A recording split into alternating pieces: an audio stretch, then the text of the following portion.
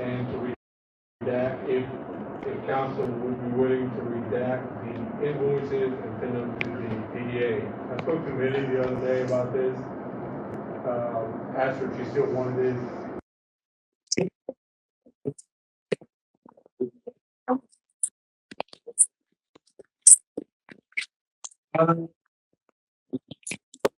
If council approves, I can speak to the PDA, not only for this issue, but moving forward.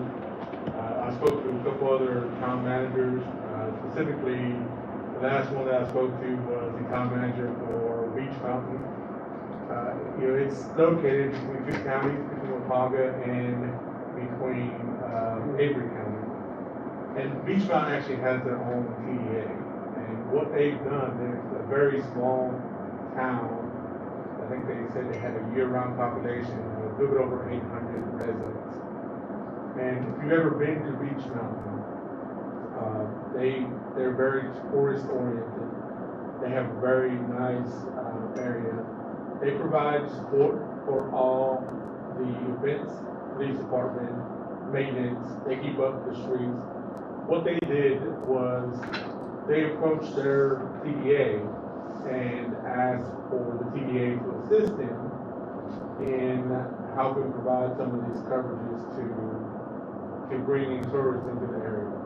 The first year they approached them, I think they asked for 50% is what the town manager had expressed. And then after that, he worked alongside with the TDA to move up the percentage.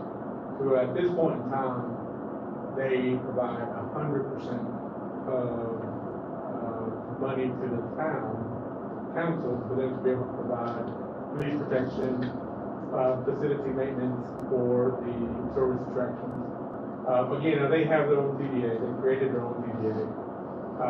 We don't have our own TDA, but if council desires, I can try to start a working relationship with the county's TDA, express to them the importance of their assistance to the town and the importance that tourism provides to us. Tourism is a very important aspect to the town of Sparta itself. I'm correct. I don't want to quote anything incorrectly, but it makes up the biggest amount of our monthly revenue with sales tax when they're coming in, especially when they do these events. So I think it would not be a bad idea that we attempt to establish a working relationship with the TDA to help offset some of the expenditures that the town incurs. The expenditures that we obtain, and we will continue to obtain as we improve our services, are going to be added police presence, maintenance personnel to clean up and prepare the streets before and after any events. And of course, as we move forward, beginning the next fiscal year, before all these projects start to, before all these festivals begin, I will also ask our police department to establish an instant action plan for every specific event. Should something happen, we have a process to proceed forward on what needs to happen, who's in charge. In short, summarizing, currently right now, we don't have an instant action plan for any major event. Meaning, I now use I had this conversation with the chamber the other day. If someone drove through the middle of Main Street during the Mountain Heritage Festival, I asked the chamber who was responsible for that. And their reaction was, it would be the town, it would be the police department. There is no instant action plan for that. As we move forward and we try to make sure we do these events properly, we'll have instant action plans that establishes someone from law enforcement will be in charge of all law enforcement aspects. We'll have to work with the county to make sure that we have an ample standby, either through the rescue squad or through the county unit agency. If there is a connection there, in other words, we know who to contact if something happens. It limits the liability that the town faces on itself by allowing to have these events and having no pre-planned action moving forward. That is my big suggestion with those events. So there's two things that would have to occur here. We can either continue to forego the invoices for this year, or you can rescind your vote from the September meeting, and we can attempt to obtain that, see what the TDA is willing to help offset with that, or we can, those are the only two options. We either rescind the vote and try to see if the TDA is willing to offset that, or we can forego the vote and still think to start the process with the TDA, working with county TDA officials beginning next year. So one of the two, whichever one you next. Where did that get from? So the TDA's money comes solely from occupancy tax. The town receives nothing for occupancy. So when the hotel is full, the Airbnbs in the town are being utilized, there is a 6% tax that is being charged to that individual that's staying here. Currently, we don't charge, we cannot charge the occupancy tax in the state of North Carolina because we don't have, we have a TDA in the county, so the TDA is the only one that can charge that occupancy tax. If we wanted to create a TDA, we basically would have to start working with legislation to try to establish that, which would take several months to try to get that situated. My first suggestion would be that we try to work with the current existing TDA and use that as a path of reestablishing our communication with the county and county departments, and just let them know, we're not asking that you take a significant chunk out of that, but we want to know, work with us, with the people we bring into the town, stay into the town, they utilize town services and help offset some of those costs to us. Mr. Bouchon, I think that's certainly a very thorough discussion and explanation. And we do want to work with everybody, and it is, tourism is important, but the tourism, assuming we set up a tourism, development authority, PDA, to help with those things. And as you mentioned over in, Beach Mountain. So I would make a motion that we rescind the September vote, and if you would contact the PDA and see if they would consider helping us with this year, until we have more specifics that we're going to develop for our next budget year. And it doesn't hurt to ask, and I don't know exactly what their budget situation is. I've heard different figures that they have different amounts of money, and they have been giving that out to a lot of different organizations. So I guess that would be the motion that I would make, to rescind that September vote and take this to the PDA and see what their response is. And hopefully they'll be able to help us with the March, and we will continue with our approach to this in the coming budget. And just with that, when I approach the TDA asking for assistance with those invoices, if they're not able to provide any assistance to offset those invoices, will you still forego those invoices moving forward, or will you still attempt to pursue those invoices? I think we're getting pretty inconsistent here if we're and then we're rescinding it, and then we're going back to the original decision. The problem I have with rescinding that is, we've already told them that we were, and we said we're not going to charge you this year. I still don't think we have a formal application process, and I don't think we have a standard fee schedule that we talked about is what we were going to do, so that we can talk about getting that kind of money either in the budget or having a fee schedule, so when people came in through the application process, they would know what it was going to cost up front. And then I think if we had that, I think then you have a better number to take to the TDA and say, this is what we see for next year. We are going to charge next year, is my understanding from our conversations in September, unless that changes. But I think we need those things in place. This, my opinion, is we need those things in place before we start charging. And I don't like the fact that we told them that we rescinded those, and then now we're going to go back in, and now this month we're going to charge you, but maybe next month we're not going to charge you. So I just for a consistency, I would like to see us get those things in place first, and then be able to go to the TDA with numbers that we would have a pretty good handle on.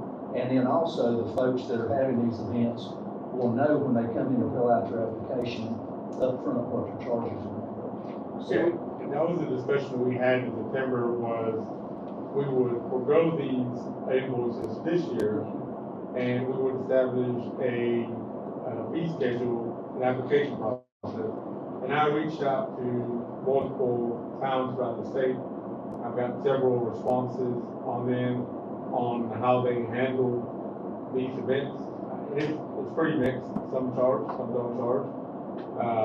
It kind of varies on the size of the municipality and the working relationship with the organizations that they were dealing with. So that's definitely something we will discuss.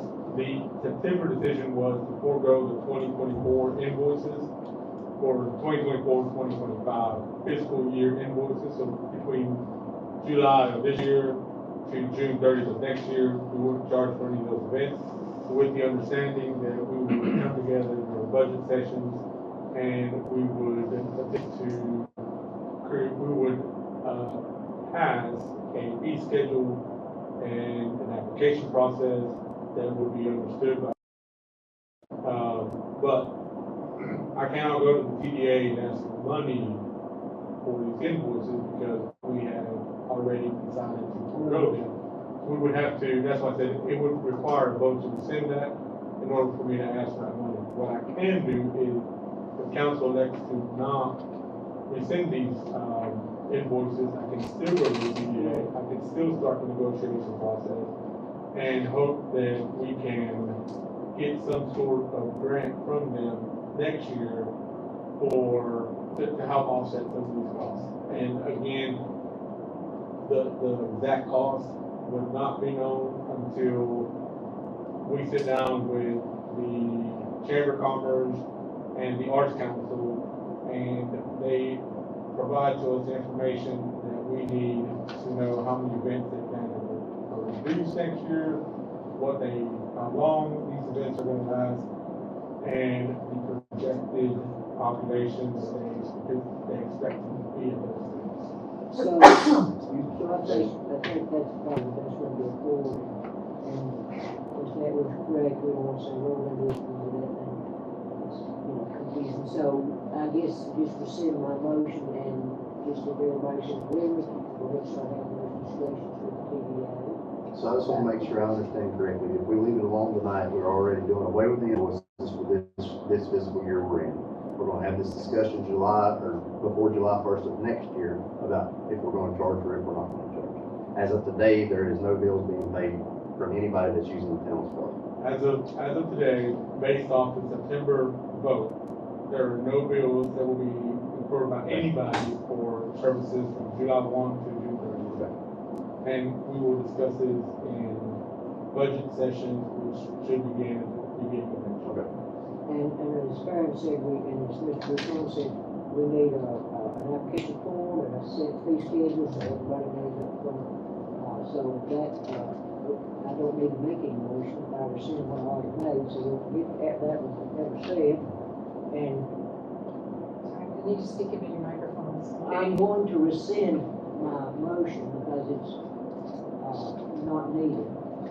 And we're going to, Mr. Buchanan is going to work with the PDA to set up, to start a good relationship with them. And we are going to discuss doing an application that applies to everybody and a fee schedule that applies to everybody as per our ordinance. So if anybody else has anything to say, if not, we'll move on to the next one. Well, I think, that's the proper way to do it. When it comes, next year, we need to start way ahead of time and get all the P's and Q's lined up. And I think the TBA, will help us on that. I think they will. You have not because you asked not. And, they've been a big help to the town for the Krause Park projects and everything, so I thank them for that. And we'll just push that to the side for the next year, and we'll start having budget time, and we can bring this in. Yeah, I think it's important if we do have, that is in the ordinance, we need to follow our ordinance. Yeah. I think if we get those other things in place, it'll be easier to follow our ordinance. Yes, if we elect at budget session to just forego and move forward, we'll have to make that ordinance. It'll be a longer process, but once we get there, we'll discuss. Everybody good with that? Okay. Moving on. Chamber of Commerce request for putting a Christmas tree at Krause Park. So, I spoke to the Chamber of Commerce, approached me, a couple weeks ago. The Christmas tree, the plan was to put it in front of the courthouse. Unfortunately, because the courthouse goes through some renovation and some construction work, they're unable to install a tree in front of the courthouse. They requested to know if the town would be okay with them installing the tree at the park to the left. If you're looking at the Santa hut, to the left of the Santa hut. The Chamber of Commerce will utilize their own staff or their contracted staff and all their equipment to install the tree and to maintain the tree should anything be needed, decorate the tree, and they will also pay to have the tree took down. In essence, the only thing the town will be providing to the Chamber of Commerce will just be a small section for that tree to sit there. The only other thing I would probably suggest to the chamber is it's gonna be held by some guide wires, so we just have to do something with the guide wires to make sure that they're visible and some kids can go through them. But at this point in time, the chamber just wants permission from the council to place a tree at the park. We won't have to dig to get into it, but then they will cover that up once the tree comes up at the beginning of the year, and it should just be seated back. And Mr. Flair, maybe you can answer, Mr. Bouchon, the power, are they gonna put lights on it, and the power for, now it's my understanding, and I may be incorrect, but it's my understanding that the, farmer's market is on our property, on the town property, yes or no? Now, and who pays the electricity for the farmer's market, because it's my understanding they have a freezer that operates 365 days a year, and there are some lights on it. So do we pay for that? If they put up the tree, then we're paying for the power for that too. So.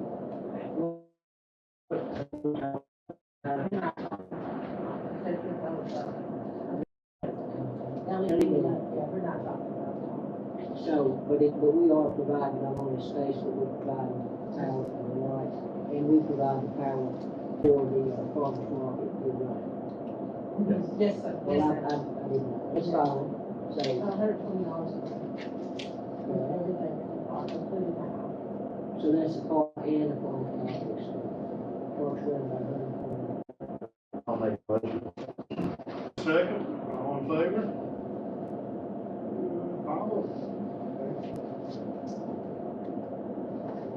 Has anybody seen Santa's hut out there since he got cleaned up?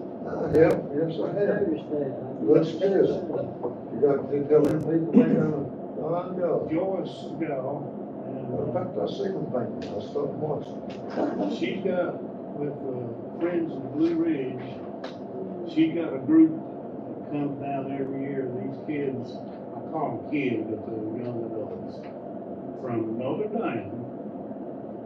And there were about 10, 11 of them, yes, they come and spend a week and show them all the sights and sounds. And they we give them the paint there, and they paint and send it, got it all back in shape, so. And evidently, that house in town, that doesn't matter. We got a new Santa, some Claus. Was that one family? I don't believe that.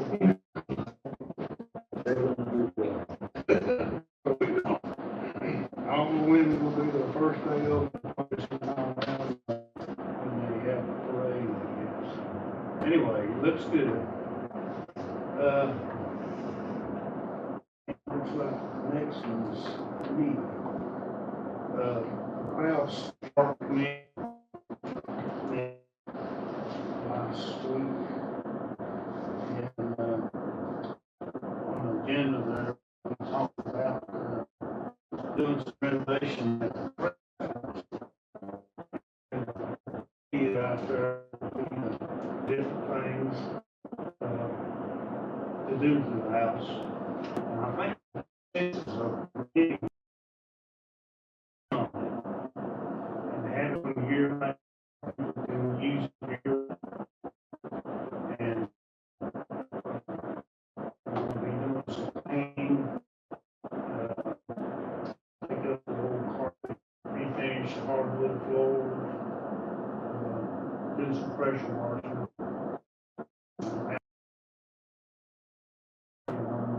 Playground equipment, so,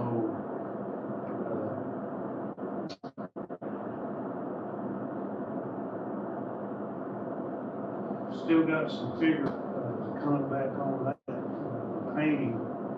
Somebody's some good painters here in Allegheny County, and we need some bids on that.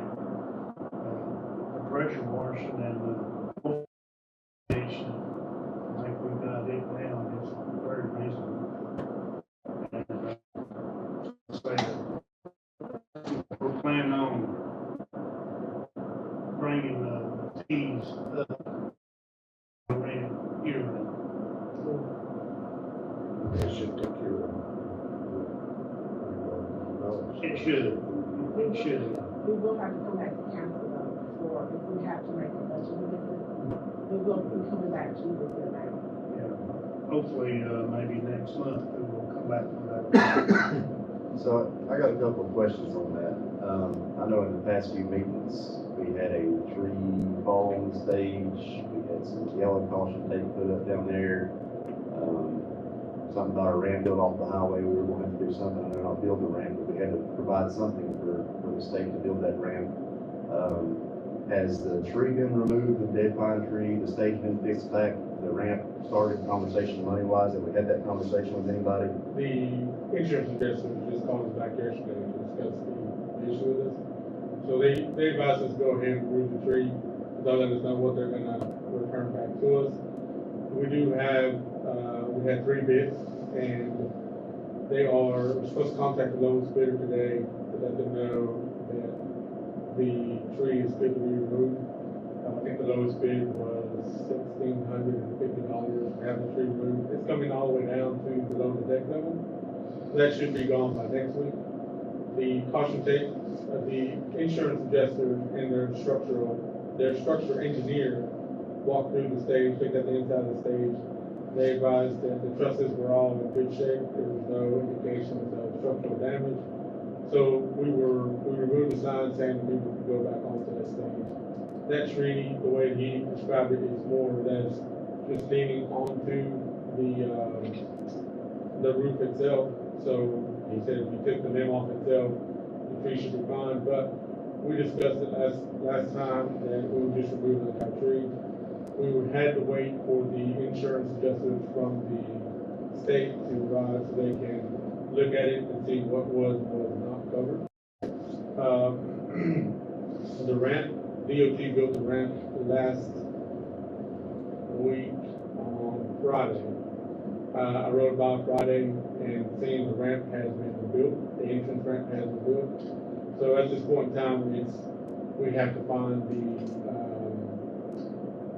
fencing, the railing that's gonna go down and take place of the old wooden railing. And that money is coming from? That money comes from We have a crosswalk recreation, Okay. and we'll take it out of that. My main reason for asking was, I remember Megan mentioned a few months back too about a dead pine tree. Is that still? I think safety needs to come first is what I'm getting at. Yeah. So I'm not sure what tree exactly she's referring to, but I actually had a discussion with the park staff, with the maintenance and water sewer staff today.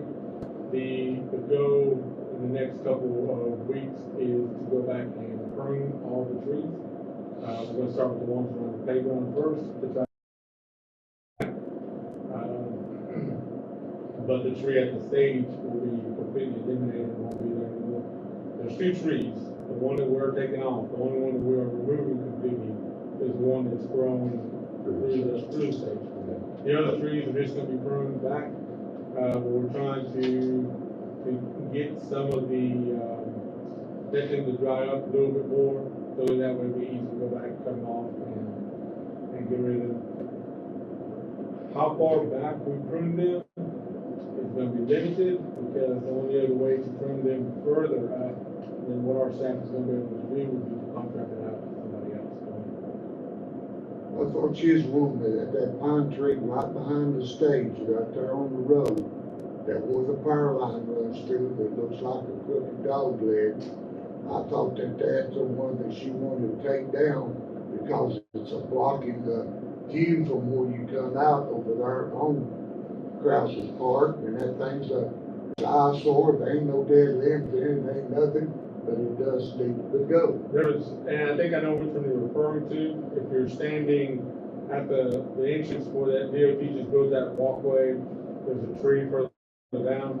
Last I spoke with Megan and one of the other, Chris from Water and Sewer, they were under the understanding that the Blue Ridge Energy was gonna remove that tree because it grows into the power line.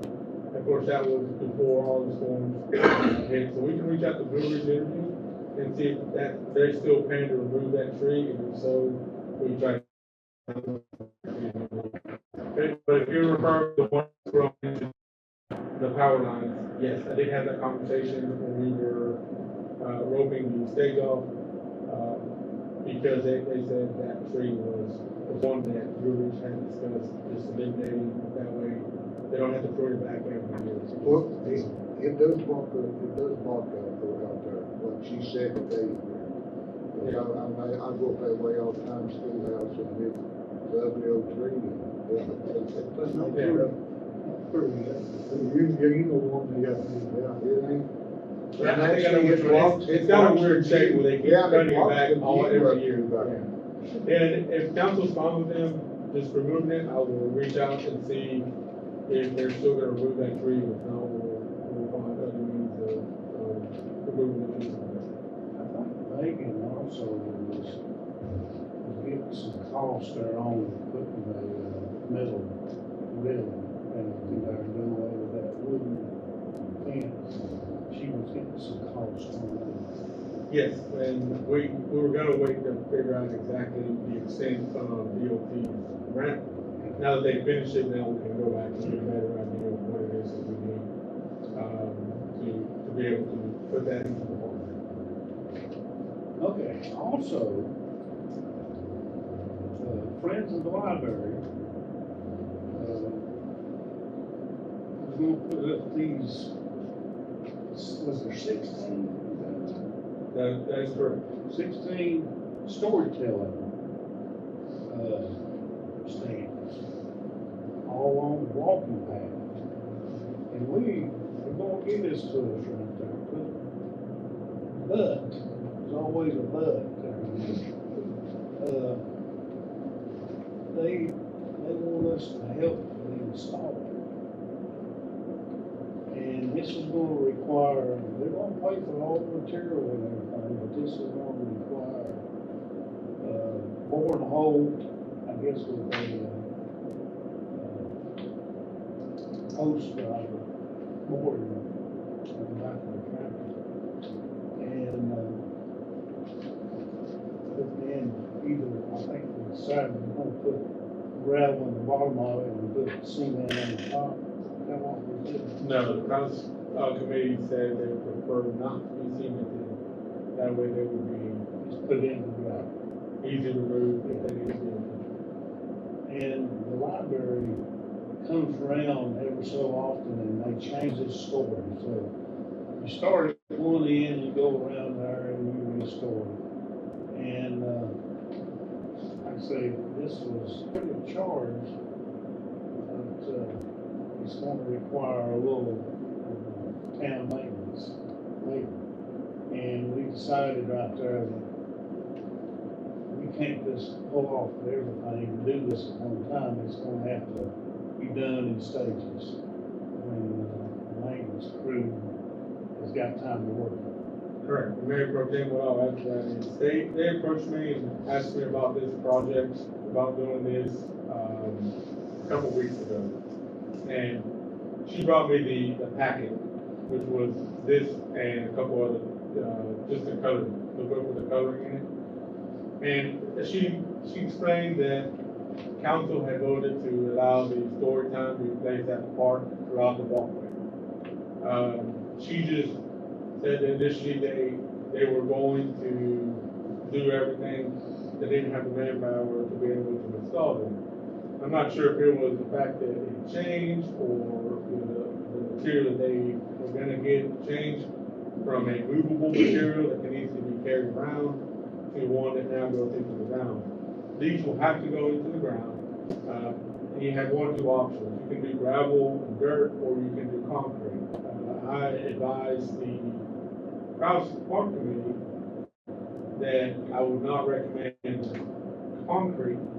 The reason I would not recommend concrete is once you put them in there, they're concrete, they're not gonna be coming out. If you do dirt, gravel, you can pick them back up and move them later on in the future.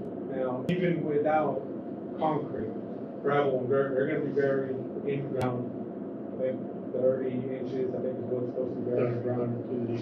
So it's still a semi-permanent structure. So I advise the library that we could not install them without first having a diagram of where exactly these items are expected to be at.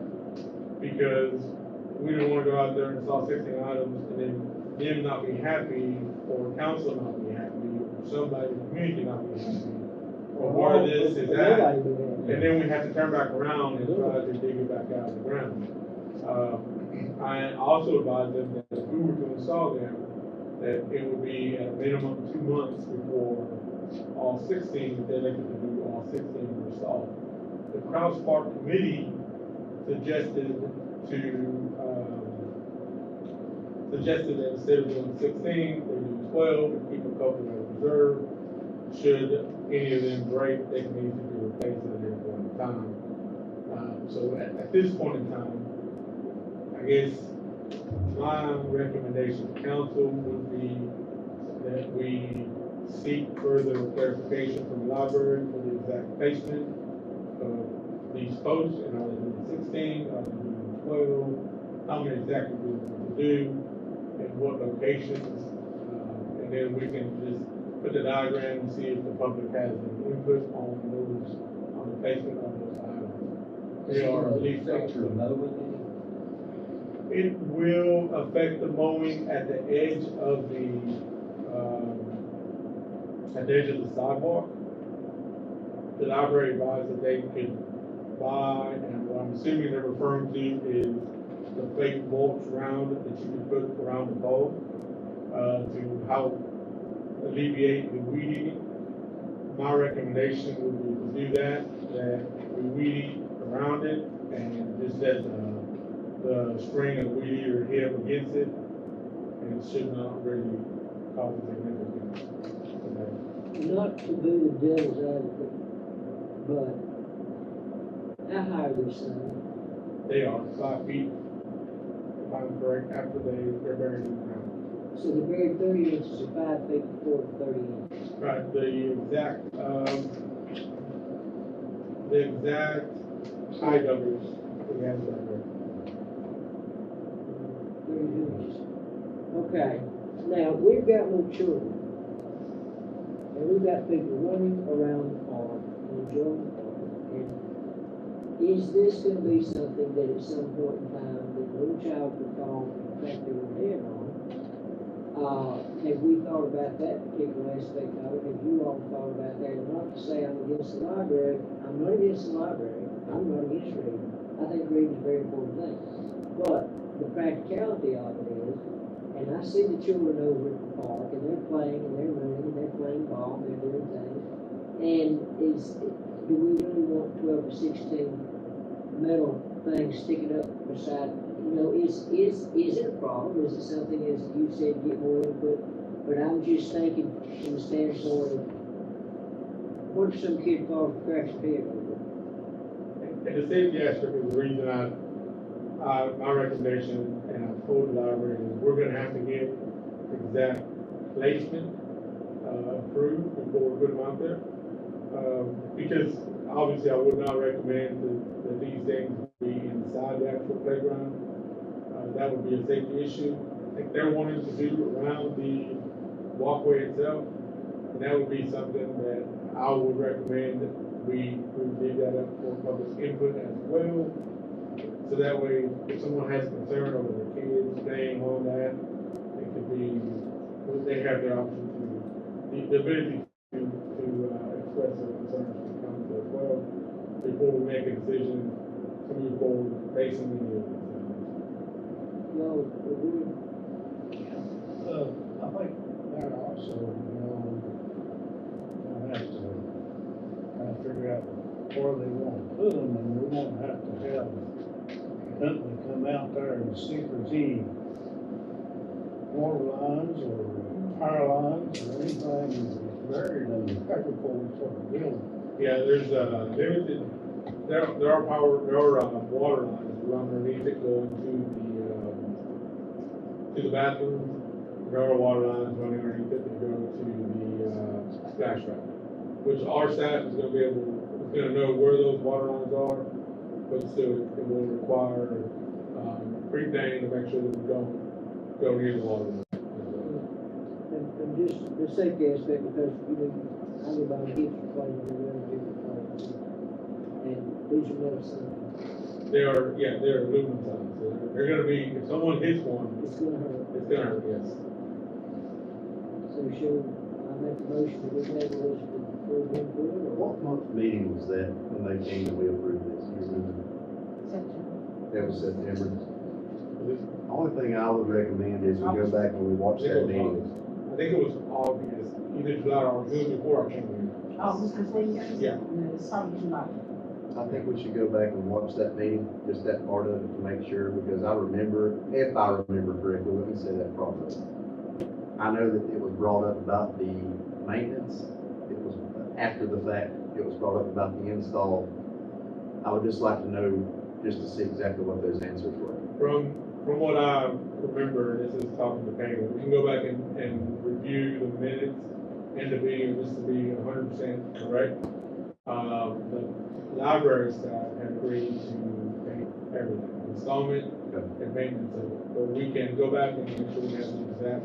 I just want to make sure that I'm kind of like Farron said earlier, I don't want to start going backwards on things that if we've already voted and promised something, there's no sense in starting going the other opposite way. Yeah, and I expressed to them that we would not, I asked them, my first question was, who's supplying the material to put these in? And they expressed that they would supply the material. But now their request was for us to install it ourselves, which that's where I kind of stopped, took a step back, and I said, not very quickly, yes. It's a maybe. We have to talk to council on the exact placement.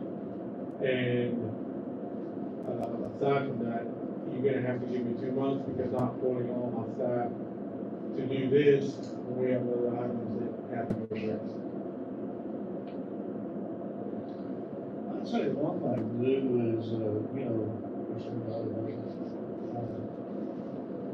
time to kill there, but if you ever have a chance to go to the park and walk around the trail and just, you see what it looks like, and you see problems, or it don't need to be, anything like that. That's what I suggest. And I don't, and I certainly agree with Josh, we want to go back and forth, but when this was presented to us, did they tell us what it was gonna be made of?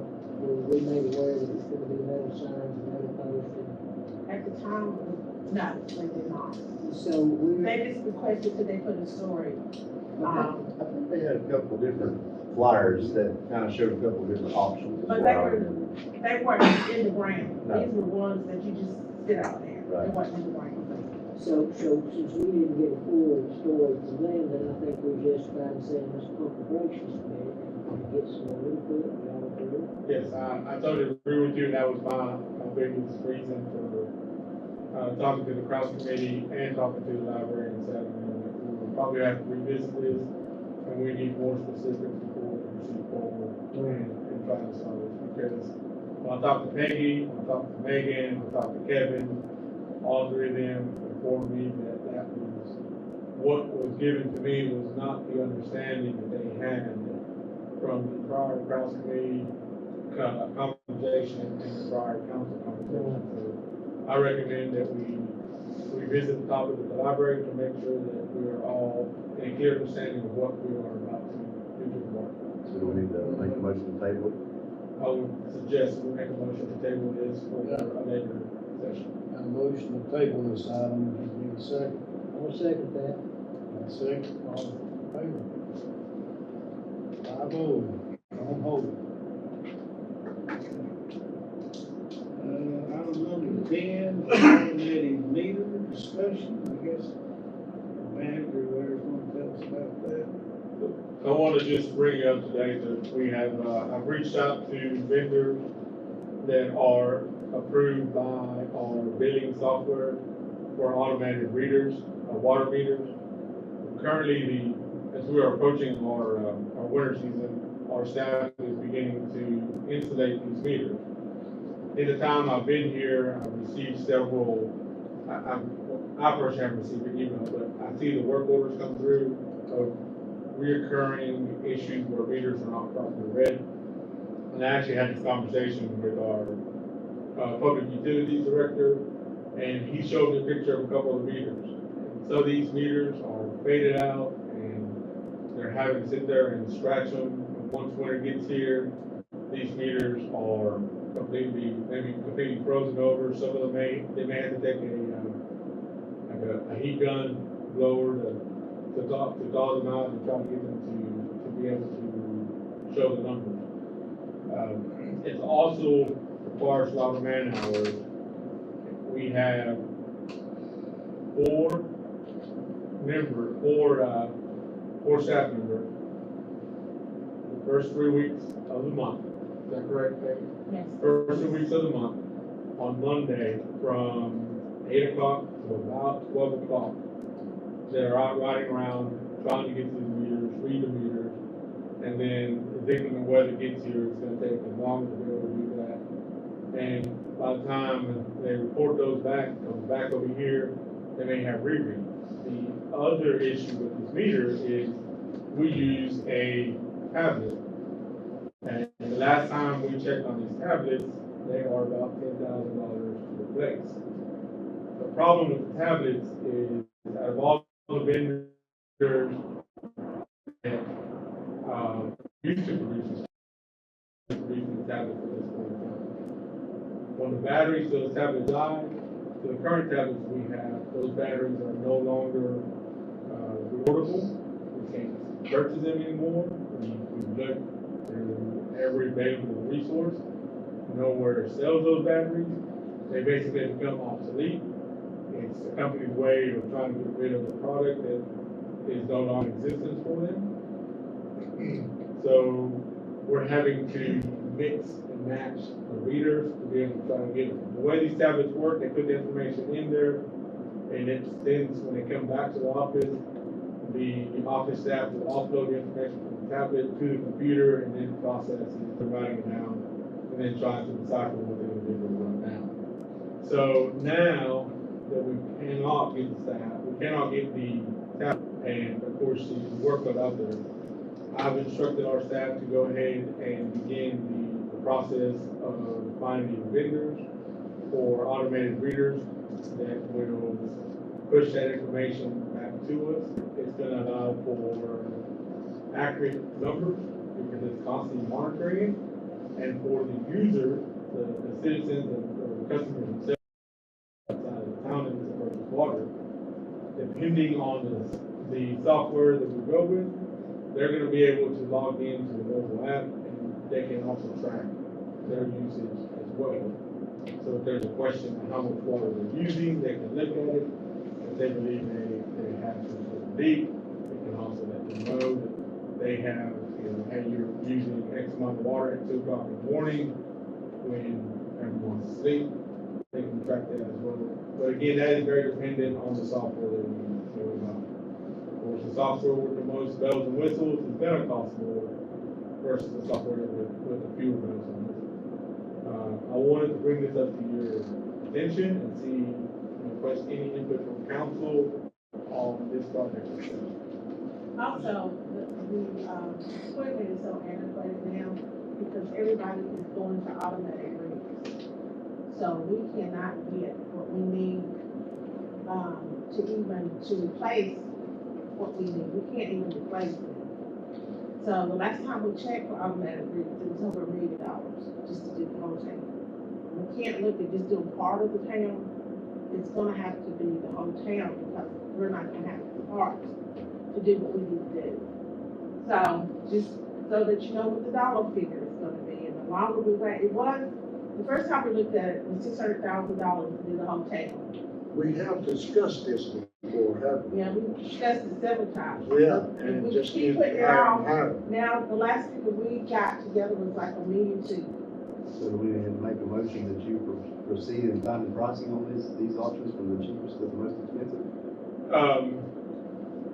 You don't really need a motion for it. If you're, I mean, we can make a motion to proceed with it and, look for vendors. What I have expressed to the two vendors that have approached us so far is, once we get all the vendors, I'm going to go through and look at the cost effectiveness of each vendor. In other words, if, the meters themselves, depending on the meters that you buy, some of them can go from a drive-by system to a fully automated system to be transferred over. Some of them, you can only do one or the other. So if you were to change your mind, say if for whatever reason we elected to only do a drive-by system, and then we decide that, 5 years down the road, we want an automated system. I don't want us to purchase, to go into contract with the vendor that we can't turn back around and buy 1,600 or 1,700 meters again. I expressed to them that I want a system that we can very easily adjust it from one to the other. The number from one of the vendors we got the other day, it's the meters themselves. By the time you look at installation of each meter, you're looking at about $400 a meter. $400 a meter, and we're looking at having 1,700 meters. That gives us a couple to put on the shelf. And the reason I say put on the shelf is you're looking at 12-week turnaround time for us to have to purchase a new meter and have to call in. I also did advise the vendors that I don't want the town staff installing these meters, because when we elect to purchase this system or go forward with it, I want implementation as soon as possible. And I don't want to turn back around and try to task our 3 staff members in the water sewer side with installing 1,700 or 1,650 meters, and then a water main break, and 3 months down the road, we still have 1,000 meters that haven't been installed and only 600 people on the automated system. So, if you would like to do a motion that we proceed forward with pricing and try to get our vendors in line before the end of this budget year, so we can plan into the next budget year, that would be great. That would kind of give us a little bit more leeway with vendors when we speak to them.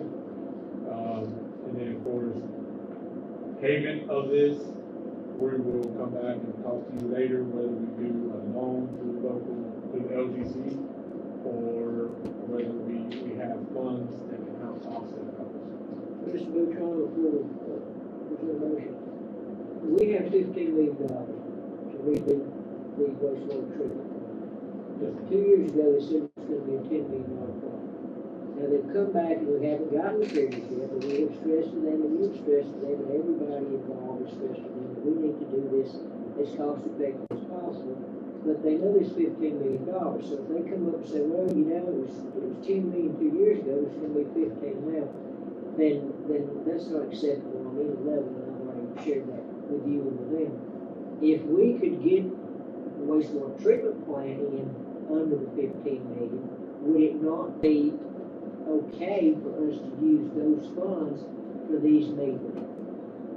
We would have to ask the boys, to see if we just could arbitrarily do it. But we could ask them to Yeah, do we could that. ask Mr. Denucci whether or not we could. And Mr. Denucci is a very intelligent gentleman, I'm sure he can give us a quick answer, but my recommendation would be to pursue that immediately. If this motion that we're getting ready to make passes, but we should have enough money with the 15 million that we already have to do the wastewater treatment plant, to do these meters. So that is what I would suggest you talk to them about. Of course, we're waiting for the deal, but we should be able to do both and not borrow any more money and not raise any more rates and do this with the funds that we have. Okay, just so that you know, since the flooding and stuff is going on, they are anticipating that the prices are gonna go up because of the water down in the other, other western Well, part. that's what And we're, they're thinking that since that has happened, that the cost of it will go well, that's maybe what, more than 50. well, that's what they're gonna tell us, and that's certainly a good thing, and that's conjecture on their part. But simply because other people have had water problems, doesn't mean the cost of our project should go up. Yeah, and I'm gonna hold them to every dime that we have. Thank you. And the goal is moving forward that, or the goal is that if we can get any money out of that that's left over, that we use towards towards this. That was something that, Peggy and I had discussed before we started talking about this here. We actually started talking about this before our tablets began to fail on us. So we pre-planned on it. That was something that, I believe the first department head meeting I had, that was, when I asked them what is something they wanted, that was a consensus around, across the table they would like, so we had already started thinking about if that was an option with the, with the $50 million. And we, back to Shug's statement, I'm not 100% sure, but correct me if I'm wrong, when we discussed, I think it was a streetscape, we were told by the engineers it would be a $3 million project, and then they came back and said, oh my goodness, we've had some hurricanes down east, so that's going because we had this project set up, we were doing all this before the situation happened, you know, in Buckingham County and these other water systems. So I'm not gonna sit here and say, oh, God, because other people have had problems. So that's not an acceptable statement in my mind. We've already covered that, but there's that. Wouldn't these, water meters there, wouldn't they have the capability where we could turn them off There, at the top? there are a couple water meters that you can do that, but for those specific water meters, the two vendors that have approached us so far, one of them, that specific water meter is a little over $500. That's per water meter. The other vendor doesn't have a water meter that way. They have a attachment that goes to that water meter that allows us to be able to cut it on and off from here. Now, you are also going to be limited with terrain. You have someone that lives where there's no cell service, or there's no sort of, cell service to make it easier, then we're still going to have to be able to do the manual and automatic on and off. But I did specify to both vendors that we would probably utilize, we would still purchase some automatic on and off water meters for the customers that are frequently behind and not paying their bills. So those be the ones that we probably do the automatic cut on and off so that we can deactivate The those. ones that cuts automatic on and off, they also, can we read that meter from here also? Yes, so the purpose of the meters, now, there's none right now, in fact, out there on service. The purpose of every single one of the meters is we're gonna be able to read it from here, or for those that are in areas with low service, we can do a drive-by sensor on it, which is a sensor that sits on top of the meter and kind of sticks a little bit off from the ground. And basically our receiver, which will be applied to one of these vehicles, will drive by that neighborhood, and as it drives by, it collects the data and automatically reports it back. I'm just trying to think of, something kind of cut costs down, manually having to go out. There are a couple meters out here that, our current vendor was selling us that, Megan and Kevin had purchased the last go round that are already set up to be able to move to the software. But it's not gonna be a significant amount to use. know one thing you lose with automatic meter readings is having eyes on your facilities, your parts every month. I would suggest that maybe you do a month or yearly or bi-yearly audit of your facilities out there. Yes. And if you go with, automatic, it's something good they have to do, you have to do. Now that we're completely automatic. Yes, and that is something that, both vendors actually approached us when they discussed, they said, we still recommend that even though you're not gonna do the weekly readings, that at least ever so often, every couple of weeks, you need to go out there and lay eyes on these meters for maintenance purposes. Okay, so is the consensus of the council here to pursue the changing of the meters, look into that cost study? One other, suggestion, I know you'll do your due diligence on this whole project, but is whichever meter you go with, I would find another municipality somewhere that used that specific meter, make sure that they give it a good review. Yes. Because, I know we went with a one certain meter that just didn't work for us. And, so I would just ask that you check around once you do pick which meter you think will be the best for Sparta, and then check around other municipalities that use that same meter to kind of see what they think of it. Yes, we're also doing that with, we'll get to that, we'll talk about it. Okay, let's say consensus with everybody as we carry on this conversation. Do we need a motion? If we can get a motion to proceed on with, vendor, pricing, and that way we can reach out to the additional vendors as well. And they know that we do have the support council to proceed forward with this. I'll make that motion, Mr. Butcher. Got a first motion. Need a second? My second. Got a second. Any discussion? We're gonna discuss that. All in favor? I vote. Okay. Bulk water policy. Item number 11, Mayor Pro Tem, is bulk water policy. I gave this to everybody at the last council meeting. Asked you to review it. It's basically specifying how we will, handle our bulk water policy itself. And we've established one site that we will sell bulk water from. We've also established that, utilizing the fire hydrant to obtain bulk water is not gonna be accepted, and we will have to, unless it's approved by the facilities director first. And it also, it specifies what the client can and cannot do, what the town can and cannot do moving forward. At this point in time, it's up for discussion if you have any questions on it, or we can proceed forward with, implementing this policy. We just need an approval or, a council vote to approve or table this policy. We will probably not implement it until January. That gives us enough time to mail this policy out to our current vendors.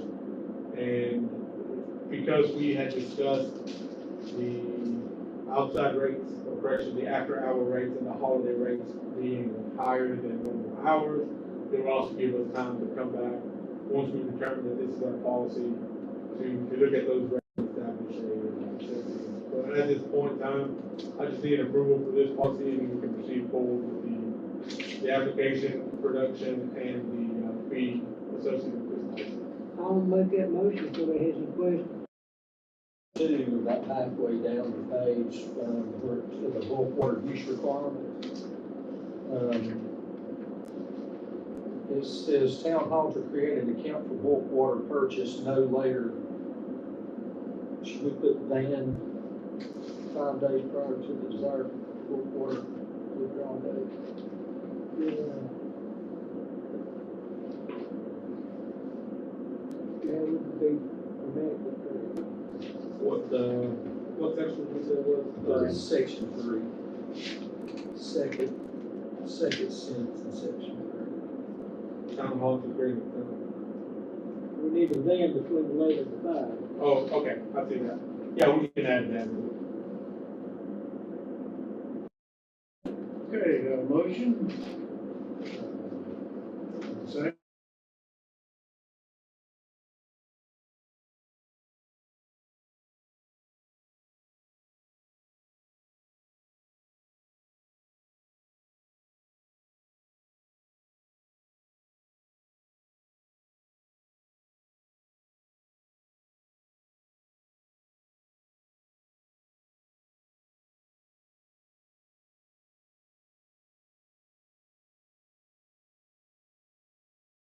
To include, that the other town staff can use the record rotation service for any record need. So if our facilities, if our maintenance staff is out here, they're reading the breaks, instead of calling a specific tow truck company, they will call, the next record in rotation. So that way it makes it fair for whoever's next, and we're not constantly picking on one or the other. So it fits our staff using rotation itself. Second of all, it also outlines a couple of concerns that were brought up to me about insurance labs.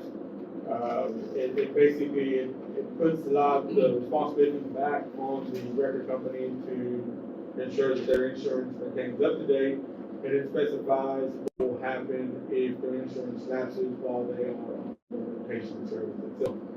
Because if we ask for a record to arrive, and we've contracted that record company with this vehicle, and their insurance was lapsed, and something happens, and that puts an obligation back on us. But by doing, by putting a clause in there that they're expected to maintain it, and it basically states that if your insurance lapses the first go around, you'll get better, it remains on file for a year. If it lapses the second time, you are suspended from references for a year from the date of the second incident itself, and then you can return it back. So this ensures that the record companies maintain of their stuff. How many companies do we have? Currently, we only have one, so if this gets approved, we will, reach out to the additional record services and see if anybody else wants to participate in it. I will say, the one thing I did change, besides adding the insurance and also specifying that these are not employees of the town. So they cannot identify themselves as a town employee, they're contracted individuals. The only one thing I did change was, the old policy specified that the holding area had to be inside the town. And so that, since our current record company does not have a holding area inside the town, I put inside the county, that also would open up for anybody else in the county that wants to close it. We need a motion for that. We need a motion to approve that policy. I have a motion for that. I'll make that motion before it gets to question. Need a second. Oh, I'll say it. Any discussion?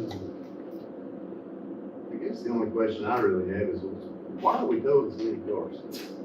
Why is this just now being brought up? So the reason it was brought up to me was there was another individual that wanted to become a director, wanted to be on rotation. So that's the reason, and there were some issues with that person attempting to get on it, and they submitted the paperwork, insurance lapse, before the paperwork was finalized. So they were contacted again, they came out, they were, approached the town the second time. They submitted the paperwork. Before the paperwork even got started, the second round, their insurance lapse. So, did I understand you correctly, this is not the same towing policy that the police department has, or this is the same? So it is an amended, not that, most of this policy comes from the highway patrol. This was in play before I came here. What I added to the policy was the insurance requirement and the specification that they cannot identify themselves as an employee of the town. Okay, all right, thank you. Yeah, That's so good. that's the only thing I added to it. Okay, I'll say it. Oh, sorry. I don't know. All in favor? 5-0. 13, zoning request. Ronnie and Dawn Paulson, 855 Grandview Drive,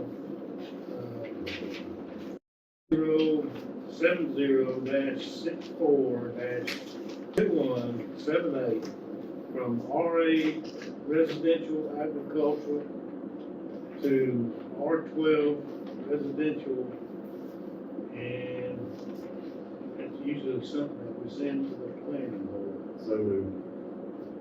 Second that. Okay, so what's that?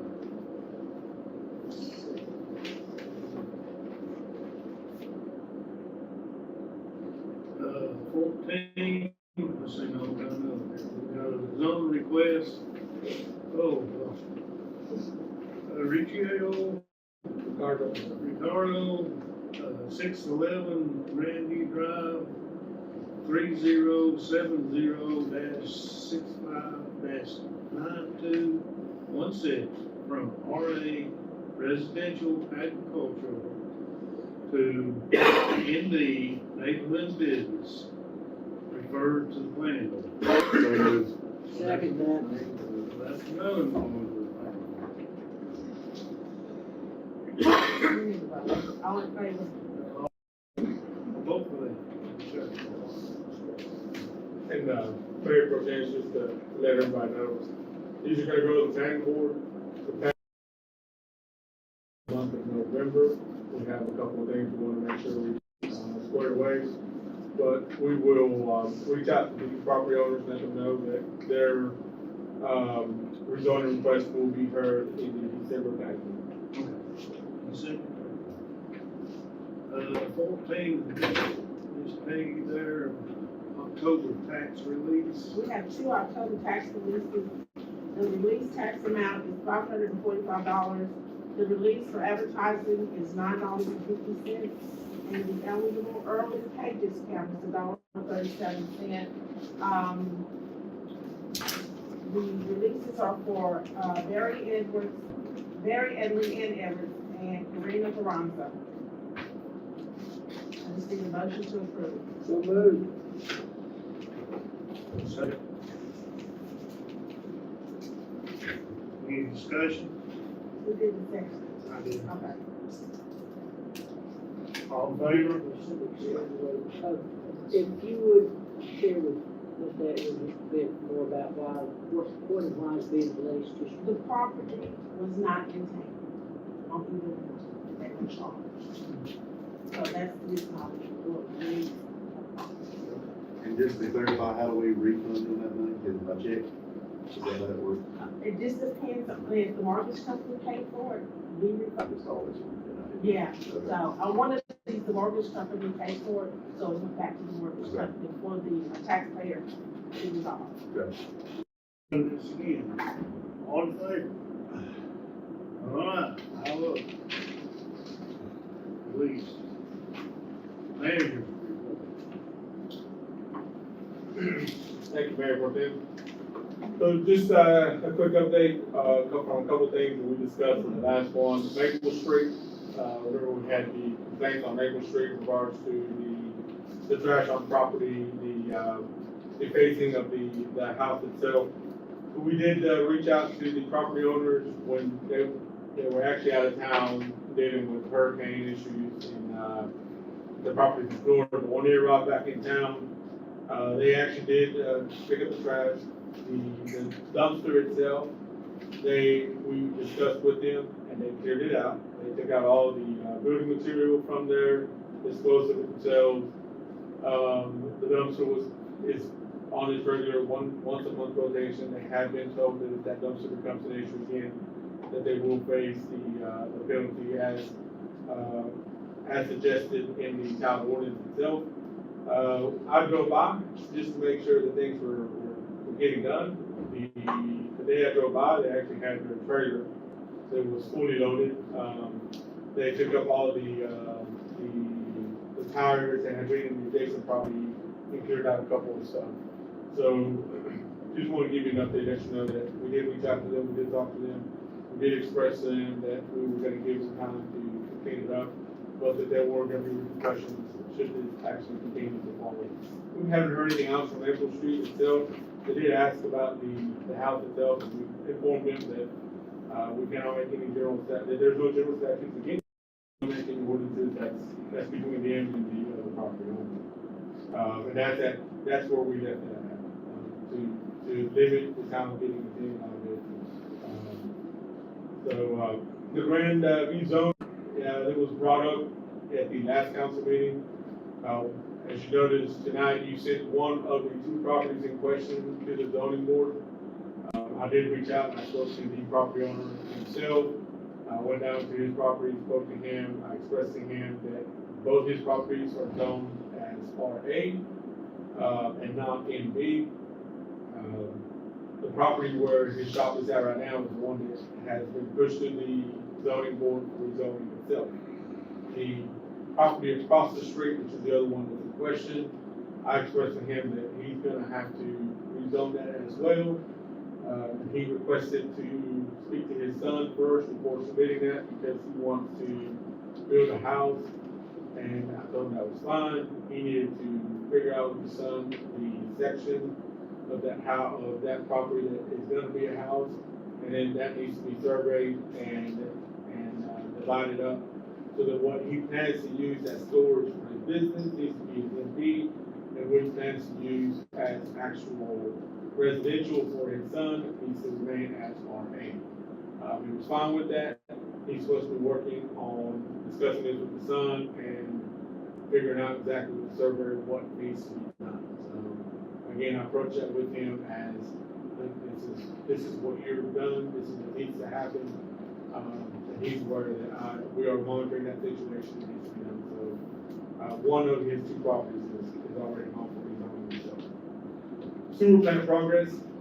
I met with McGill on the 25th of October. During our meeting, McGill presented diagrams for the entire project, specific diagrams for the mechanical bar screen, influent pump station, the sequential batch reactors, which are going to replace the two big white tanks on top of the hill, and then the post-EQ tank, which is going to be part of that replacement as well. And the UV disinfection and the grit removal are two optional items on there. All this was discussed with them. They are actually pretty far along. Mr. Denochi and myself had a conversation afterwards. We were kind of very surprised that we already had some actual diagrams of those components themselves. The boring company that's supposed to bore was there last week on Thursday or Wednesday. They were out there digging and boring and trying to get samples already. They're gonna have to come back because their boring machine was unable to climb the hill that's beside the tanks, which we kind of expected may cause some issues. And then once we seen the size of the machine that they brought to be able to dig into that, it was very evident there was gonna be some complications. So they're gonna come back and they're gonna bore some more, but we've already begun the process to get the bores in, which is what was required. With this, we are gonna have to request a waiver of setback. And the reason the waiver of setback is by new regulations, there has to be a 50-foot buffer between us and the adjacent property. The mechanical bar screen is not within 50 feet. So we have one or two options. And we can either reach out to the property owner to discuss purchasing a section of the property, or we can reach out to the property owners and see if they're willing to sign a waiver of setback, and hopefully DEQ will be okay with it because we're going right beside the pre-existing one. We will discuss the option one later on, as that would be a closed session for general statute, and that would involve purchasing a property. And again, it's not going to be purchasing of a large amount, it's just enough to get us that 50-foot section if we need to do that.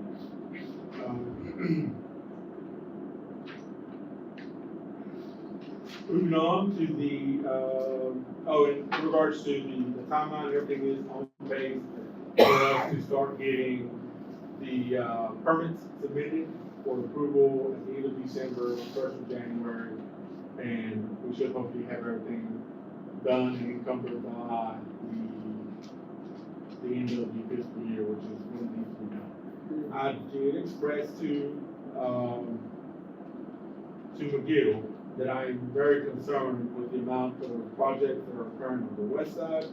They expressed their concern as well because they actually have some contractors that have pulled out of current projects that McGill has been working on to go do emergency work on the west side for the federal government and other entities as well.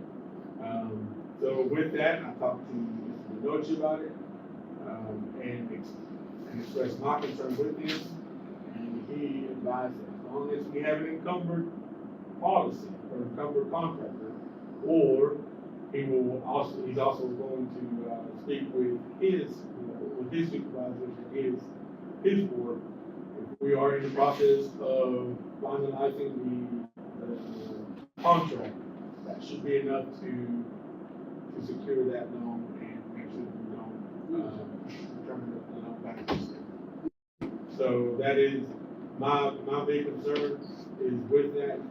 Of course, the price was another ordeal that I discussed with them because of the amount of material that is being shipped to the western side of the state and causing some issues for us. So what McGill was, they advised that they were aware of that and they were monitoring the items. With the UV inspection, I will be visiting and I'll be taking our public works director with me, and I will be taking our steel plant ORC with me. We will be visiting some sewer plants within our region that currently utilize UV disinfection to see if the UV disinfection is ultimately the route we want to go, or will we elect to stay with the chemical and gas aspect right now. So there are some setbacks to it, and we want to make sure, I want to make sure that if we spend the money on the UV disinfection, it's going to be the adequate item that we need versus the current item that we have. Thank you, Vince, for FEMA representatives did arrive to our office here and spoke to me. With the FEMA representatives, we had a discussion about some of the people that may have got some denials. And I'm not sure if anybody in town filed or didn't file for any FEMA reimbursement. But FEMA just wanted me to pass on to everybody that if they receive a letter of denial, they need to call that 1-800 number. There's several things that can cause that letter to come up to you. One or two things, I mean, just ranging from either they use their nickname or their middle name, or the name doesn't really match up to what the Social Security card has on it, or their spouse may have filed for the same claim, so they can't file two claims, so those red flags. They will, and that's just more of an information thing. If anyone received any letters of denial from FEMA, if they will just talk to them on the phone, they will be able to get that information situated for them. All right, moving forward, water meters locked. I had a discussion with town staff earlier this month or last month.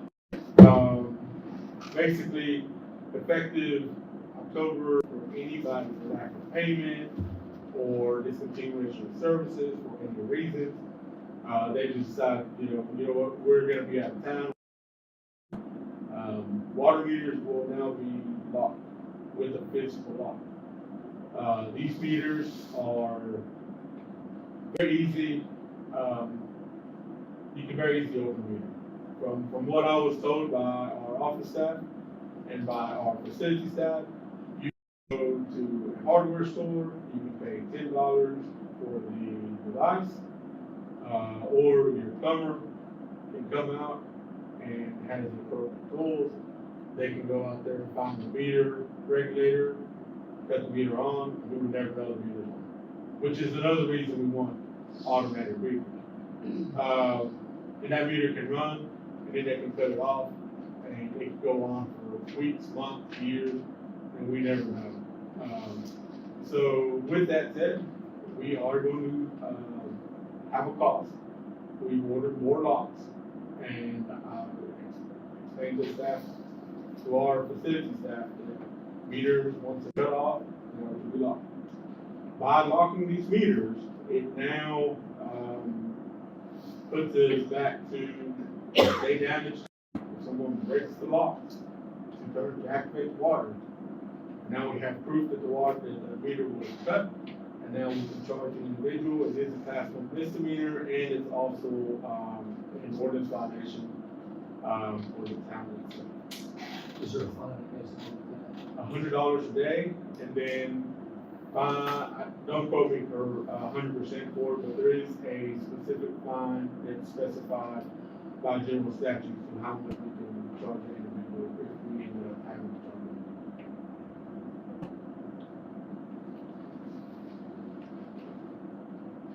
Paving updates. So with, in your packet, I included some emails that express everything. So I want to make this as quick as possible. Basically, the month of October, I kind of got very agitated with the payroll process. And it was, the reason I got a little agitated was, remember I had explained to you that I was waiting, at the beginning of October, I was waiting to hear back from, McGill in regards to the project itself and charging whether we were going to be charging these individuals for delay of progress. I didn't hear anything back, so I called McGill, and I ended up skipping the first person that I had contact from McGill, went to the next person up. His name is Curtis, and he is the head engineer for that itself. Me and him had a conversation. The email that I sent to him on October 3rd, I believe is the day I sent it to you. It's in your packet, in which basically I expressed my frustration in a very professional tone. I received a phone call from him and his supervisor within 24 hours of that. And then I also received some email feedback from them as well. Since then, I have been in constant communication with Mr. Curtis. We spoke on the phone several times. And at the same time, I will admit that it's not, Mr. Curtis kind of got thrown into this midway through. And that was something that we and him had a discussion about. I said, sir, you can't project, it was thrown on your lap because the prior engineer was there. And I came in at the end of the project and it was thrown on my lap because the other managers had already gone. So we sat down, we came out here, we rode, we discussed. In there are pictures of our visit that me and him had here. And I've also attached emails on additional complaints that received. And you also have a work order, change order number 4 that I approved with the project. If I can find mine. But in that change order number 4, there was 2 items of importance that needed to be handled. And that was the ditch on Lake Street and the ditch on Sparta Heights. And if you look at the pictures, the ditch on Sparta Heights is on the last page, and the ditch on Lake Street is on the first page, top left. Sparta Heights is last page, bottom left. Both of those ditches were undermining the road, taking the road out from our already. So the change order was requested for those. And in turn, after speaking with Curtis, speaking with Peggy, discussing the finances, there was enough money in there to pay that little section of the street that I got multiple complaints on during my first week. So that section was that Lake Street, Peggy, or Hill Street. Hill Street. Yeah, Green Acre Drive got paid, so that section got situated. So I want you I wanted to express to you what basically happened with this project. So, It should be completed before the end of this month. We should be done with this project. We should be out of here. And, any and all complaints that I received, paving, I've addressed. And if anyone else has had any issues and has told you, please send them my way before they leave town. Because once they leave town, they're gone. And their paving material itself is actually already moved out because they're doing a lot of rebuilding work in Ashe County as well. But I wanted you to see basically what happened to get stuff going in the past couple of weeks. Very top Have you been up on ballpark? Yes, I've been up on ballpark. Yes. Now, I want to tell you, look, this happened before you ever got here. I've been on this ballpark thing since July. Matter of fact, I think Billy had a complaint at ballpark. Yes, we. Matter of fact, ballpark. me and Scott and Millie got in and rode up on it. My thing is, they didn't do 4 or 5 driveways like they have everywhere. I think Millie, yours was over turning water. And I think they done that, didn't they? We got that one taken care of. But there's 3, 4 driveways down through there that they just didn't even touch. I can take you right over on Taylor Street and I can show you 4 driveways that looks just like theirs and where they run it out 4 foot. And it really don't matter whether you've had any complaints or not about this. To me, they've done a job. They need to do the job everywhere. It don't matter because you live up on Ball Street or you live up out here on Shode Avenue. To me, and I'll say it, and if you have decided, I will not never vote to pay them. Because there's 4 driveways up there, and the one at the very bottom is pathetic. They went up there and threw some broken pavement in it so they could get in and up the driveway, and during the big flood, guess what happened? They got shoveled back out there and shoveled their hose back in. But to me, everybody should be treated the same, and they have not. And I started on this in August. I took Scott, matter of fact, Millie, I think Scott said to her, you are right, these people need to have the same as everybody is. And I think they told them one people right down below, something said, well, their mailbox on the other side was in the way, that they couldn't get it. I worked with the state, how many mailboxes have I took down and put back up and how many fences? But tell them, they need to go up there. It don't matter because it's ballpark. Ever since a good man called Bob Atwood lived up there, they think that ballpark is just a little old ass town and they don't have to fool with them. But to me, they voted for us to do that, and I want everybody to be treated the same. And I ain't gonna die on the ballpark because they need to go up there and pave their roads just like they did over here at Dr. Street and Wood. Did you talk to anybody besides up on the ballpark? I spoke to I spoke to 2 individuals on ballpark, and you had that information in your packet. Who were? Mr. Parson and the last individual that Millie, Mr. Durham. Those are the only 2 individuals from Ballpark Road that have approached me with any concerns or complaints. Well, I can tell you a little young man named Ethan. He's real young. And He I, has talked to Megan, and and I, I think Megan come to you and told you that. and if I can address that, I asked Megan about it. And what Megan expressed to me was that individual asked her on Facebook Messenger about that. Megan addressed that with the interim manager at that point in time.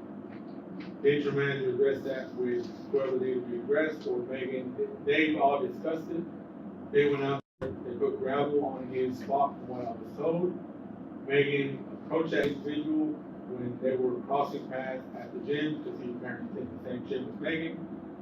And she asked him if the driveway was better, or if he had any more issues. His response to Megan was, it's better, and we have not heard anything from him.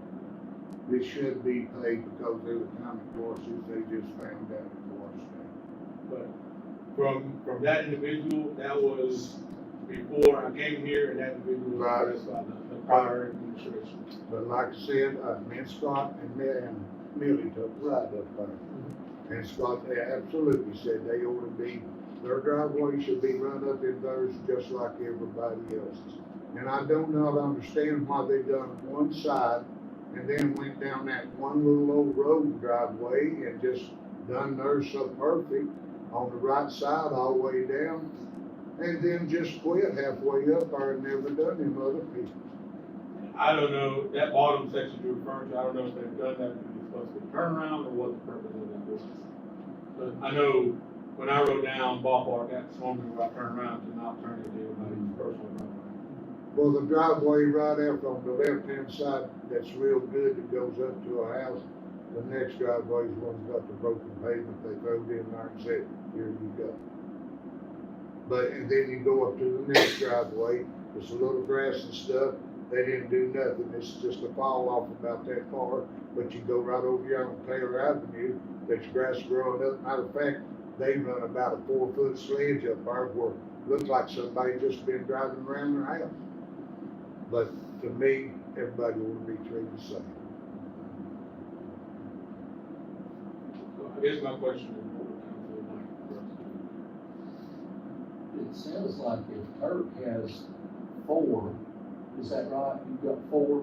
I need to more. Then just give, Jose those 4 and let him take care of it. Well, I'll just tell you on the street, there has nobody else called me except that I've talked to Ethan. They haven't called me, but that to me is not the point. A lot of people on Ballpark don't think they get supposed to get stuff anyway. But that ain't the point to me. The point to me is if they're gonna fix it everywhere else, fix it there too. I do not, you can start on the left and you can go down. Tad Bennett's used to live. They fixed his last driveway, but at the top of the hill at Millie's, little thing that guy wanted to turn the water. The next on the left-hand side is not done, next on the left-hand side, next ain't done, and Ethan's down there, which is the bad worst one, ain't done. But they went everywhere else and done it up there, and I just don't understand. There you go. If that's the 4. That's the 4, and I can take you to 4 or 5, like I said, if Joe wants to, that they did do that. Yeah. And I don't understand why they just didn't do it up there.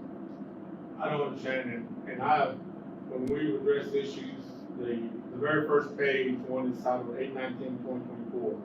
That was the first punch list, and that was on the 16th, or 19th of August. We actually did the walkthrough on the 16th, my first Friday here. That was the only items that were addressed, and Ballpark was one of those that was visited, and that was, again, the address was 291 Ballpark, and I don't think 291 is the actual address to Mr. Parsons, but those were the two items were addressed on Ballpark and Boston. And ever since then, if someone has called, someone has complained, and I address this with my staff after our conversation, and make sure with the front office staff and the rear office staff that I did not miss any complaints. No one else has complained. Anyone and everyone that has called and complained or had any concerns or questions about the paving project, I've addressed their concerns or questions. And there is, if you brought up one in regards to grass itself, there was one individual that approached me and asked me about grass. And that email chain has been attached to you as well. I did not approve for that person to get any sort of grass seeding on this property. But there is grass seeding. It's not the cost of the town. Maybe what I'm talking about, the grass is like a half gravel grass, but they went in and made. And like the third part of them. Mr. Joseph, would you mind riding with me for 30 minutes one day, tomorrow, next day? And I'll just take you to both places I'm talking about. That they didn't do it and they did do it. That's fine. Would that be, did you do that? That would be fine, because I need to know the exact address and the locations. And those people may not complain because they might not know that it's gonna help and so forth, so. Well, they got a little drop off too, it's like. But he's saying that he, you know, they didn't complain specifically at the time, but, so I think that's a perfect solution, you all look at it, and I'm sure there's people be happy with whatever. But Scott did turn it over, I don't know to Kevin or somebody, he did turn it over, when me and you went back. But when you've got time, you holler at me and you spend 10 minutes and we'll look at this. Would that be all right That with would be you? fine. We can go look at it Friday. Friday? Yes, sir. You just give me a what time? Friday morning, 8 o'clock? 8:30. Sounds good. Holler at me. I just want you to see my point, Yes, sir. because Scott did. Okay, I appreciate it. You're welcome. Moving on. Trash truck, as you have seen several times, the trash truck has been delivered, it is in service. The green trash truck, I am not necessarily ready to put that up for the, surplus, because there are some issues with the burgundy truck. The burgundy truck's gonna be with us for a couple more years until we can get funds to replace it. The green truck will eventually be surplus. There's gonna, we'll look at what's gonna be the most beneficial. Do we scrap it, or do we try to surplus it and see someone else to buy it? There's a lot of metal on that truck, so, it's kind of one of those, see which one, who wants to pay more. Excuse me, but at this point in time, the reason we're not going to do anything with the green one is we're in the process of making a list of necessary items that need to be fixed with the burgundy truck, so that's gonna be our backup truck. So if the new truck was to have any mechanical issues, any body issues, it's gonna have to go back and it's warranty. We're not touching it, we're not letting any local mechanics here touch it. It's gonna go back to the manufacturer to be fixed, so therefore we would need the burgundy truck to continue in operation. And we're still gonna run the burgundy truck at least once a month. Or not twice a month, to make sure that everything continues to flow and work. But when the burgundy truck goes for repairs, our crews will have to depend on the green truck as your backup. But as soon as I can get the burgundy truck situated and taken care of, it will be, surplus. Good idea. That's why we have spare trucks sitting around our floor. And that is it for the United States. Okay. We've hired a new man on the garbage, haven't we? Have a new employee that was hired, shortly after I came here. We had, one of our tenured, trash employees, or, sanitation employees, proper term on sanitation employees, retired. And then we're actually in the process of looking for a new employee, when I came here.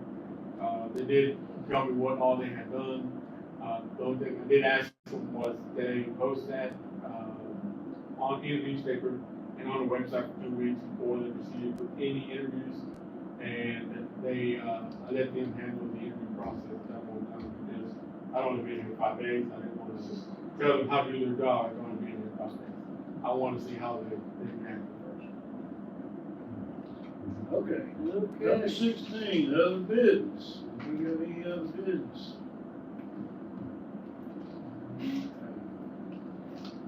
Number 17, public comment opportunities.